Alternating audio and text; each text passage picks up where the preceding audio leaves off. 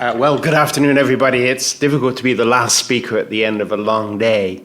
But anyway, my name is Mike Balcomb. I'll tell you something that you may find interesting. Yes, it's true, I am a doctor. And my doctorate was actually the study of the effectiveness of UPF conferences. So I interviewed thousands and thousands of people just like you over a period of several years. And when it came time to digest the results, they were really shocking. So what I found out is that what people were least interested in was what UPF thinks, although they respected it. And what they secondly were least interested in is what UPF does, the projects. So I thought, oh, that must mean they don't like UPF at all. But they said, actually, what we love about UPF are the people who make it up, which means, of course, all of you. It was in the interaction, the discussion with people of other thoughts, that people found the real value. But I also thought that I want to leave you with one thing, which I call the 3 whats. You've spent today hearing a lot about what we think, what we do, but I want to challenge you with 2 more questions. The next one is, so what? So, okay, you've told us this, you've told us that, but why should I care? Why do you care?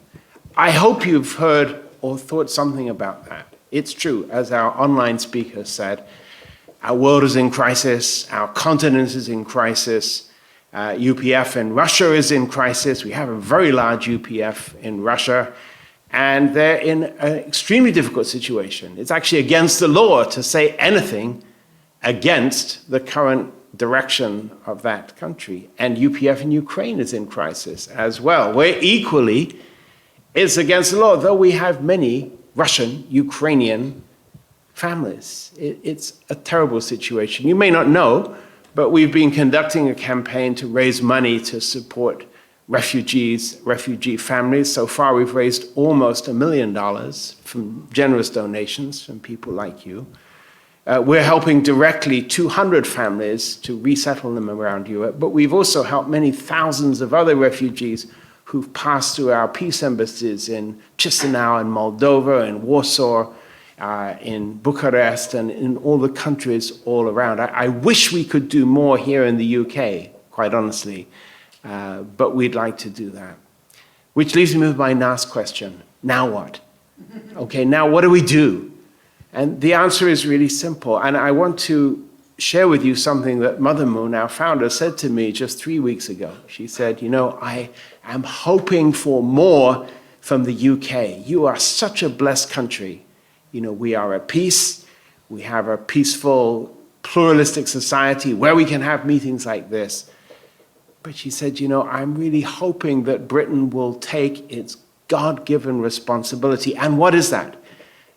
Father Moon used to say that nations have certain characteristics, and the UK should be a mother nation. It should be a nation that cares for and raises up the other nations of Europe and the world. And we definitely could be doing more. And my vision for UPF in Britain, UPF in Europe, is that we are more proactive, another of our online questions. So I want to ask you, when you go back from this meeting, don't stop there. Please share your thoughts, your suggestions, and why not become a local UPF director? You know, we have 2 very hardworking UPF directors here, Margaret and Robin.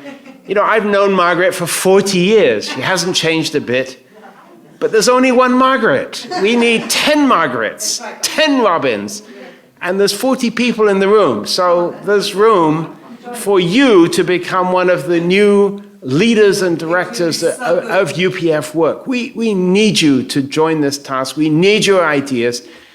Let's make Britain really the mother nation that can bring peace to the lost children of this world. Thank you so much.